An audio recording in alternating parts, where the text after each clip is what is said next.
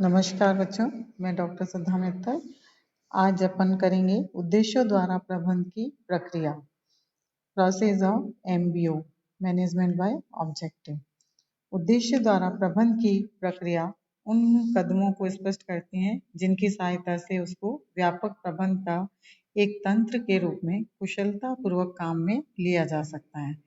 Fred लुथांस ने उद्देश्यों द्वारा प्रबंध की प्रक्रिया में निम्नलिखित चरणों को सम्मिलित किया है, जैसे संपूर्ण उद्देश्यों एवं योजनाओं को निश्चित करना, एमबीओ के लिए संगठन का विकास करना, प्रत्येक इकाई के अनुसार वैयक्तिक उद्देश्यों का क्रियान्वयन एवं योजनाएं निर्धारित करना, सामाजिक मूल्यांकन, प्रगति पर पुनरावलोकन और उन्हें समायोजित करना, विशिष्ट कार्य योजनाओं में परिवर्तन करना और परिणामों का अंतिम मूल्यांकन करना। तो इस प्रकार से फ्रेड लुथांस द्वारा इन विभिन्न प्रबंध प्रक्रिया के अंतर्गत उद्देश्यों द्वारा प्रबंध प्रक्रिया में निहित कदमों को या चरणों को स्पष्ट किया है।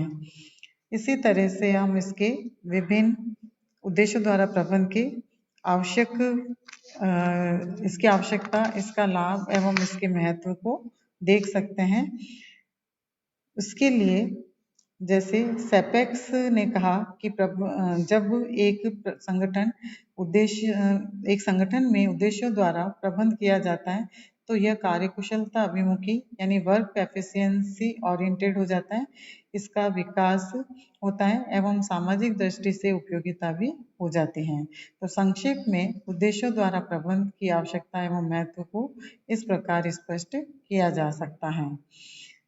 सबसे पहले इसके कुछ हम बिंदु देंगे, जैसे प्रबंध के कार्यों का निष्पादन, परफॉर्मेंस ऑफ मैनेजरियल फंक्शंस।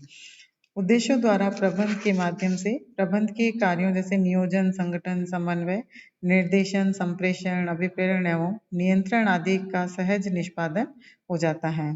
इसका कारण यह है कि प्रबंध के प्रत्येक कार्य में न केवल उद्देश्यों का निर्धारण किया जाता है, अपितु उसी के आधार पर इनका प्रबंध एवं संचालन भी किया जाता है।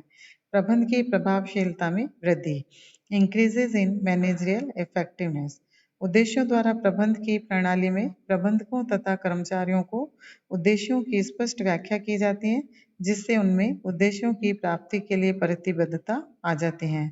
संसाधनों का अनुकूलीय उपयोग किया जाता है और कार्यों के निष्पादन की संभावना बढ़ जाती है।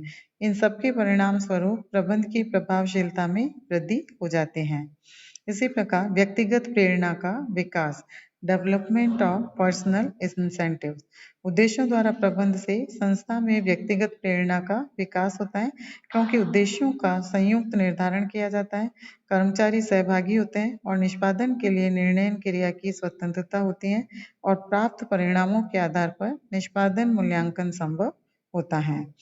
प्रबंध की योग्यता का विकास, डेवलपमेंट ऑफ मैनेजरियल एबिलिटी। उद्देश्यों द्वारा प्रबंध प्रणाली के अंतर्गत प्रबंधकों को अपने कार्य क्षेत्र में योजना बनाने, लक्ष्य निर्धारण करने, नीतियां बनाने, विभिन्न विकल्पों में से सर्वश्रेष्ठ का चुनाव कर निर्णय लेने में स्वतंत्र होते हैं और कर्मचारियों को कार्य करने का पूरा अवसर भी प्राप्त होता है। इन सबके परिणाम स्वरूप प्रबंध की योग्यता में विकास होता है। पारस्परिक संबंधों में सुधार, इम्प्रूवमेंट इन म्यूचुअल रिलेशन।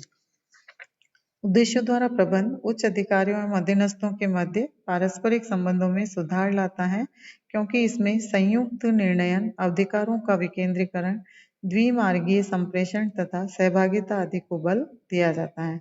इस प्रकार उनमें आपसी सद्भावना तथा विश्वास का वातावरण पनपता है।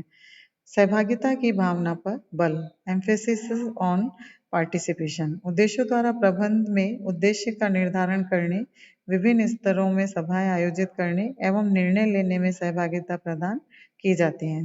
फलस्वरूप प्रतिभावान व्यक्ति अपनी योग्यताओं एवं प्रतिभाओं का भरपूर उपयोग करते हैं और अपना विकास करते हैं। इस प्रकार इस प्रणाली के माध्यम से कर्मचारियों की सहभागिता को बल मिलता है। व्यापक संप्रेषण, वाइड कम्युनिकेशन। उद्देश्य द्वारा प्रबंध प्रणाली संप्रेषण के विस्तृत जाल का निर्माण करती हैं, ताकि संगठन के व्यापक लक्ष्य, विभिन्न विभागों के लक्ष्यों तथा उप लक्ष्यों की प्राप्ति हो सके। और इसके माध्यम से इसमें वेतन एवं पदोन्नति का आधार basis of salary and promotion, कर्मचारियों की पदोन्नति एवं वेतन वृद्धि किस आधार पर की जाए, इस प्रश्न का उत्तर उद्देश्यों द्वारा प्रबंध प्रणाली से मिल जाता है, क्योंकि इसमें व्यक्ति के कार्य का मूल्यांकन किया जाता है और इसलिए संस्था में कर्मचारियों की भर्ती, वेतन निर्धारण, कार्यरत कर्मचारियों की पदोन्नति करने की योजनाओं के क्रियान्वयन में उनके इम्प्लीमेंटेशन में आसानी रहती है।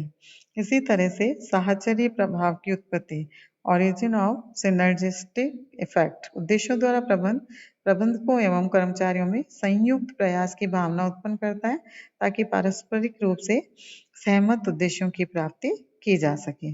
परिणाम स्वरूप संगठन में साहचर्य प्रभाव उत्पन्न होता है और कुल परिणाम कई गुना बढ़ जाते हैं।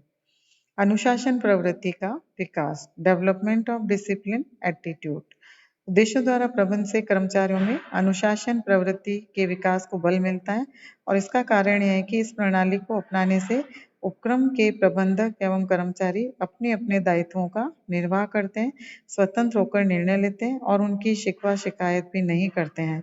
इसके अतिरिक्त स्वनियंत्रण से भी कर्मचारियों में अनुशासन बढ़ता है।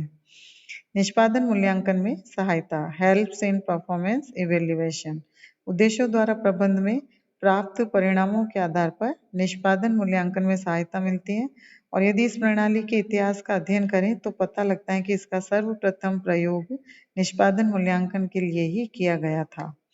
स्वयं निर्देशन एवं स्वयं नियंत्रण को प्रोत्साहन, encourages self direction and self control, उद्देश्यों द्वारा प्रबंध के माध्यम से प्रबंधक को अपना स्वयं निर्देशन एवं व्यवहार और स्वयं नियंत्रण को दिशा मिलती है।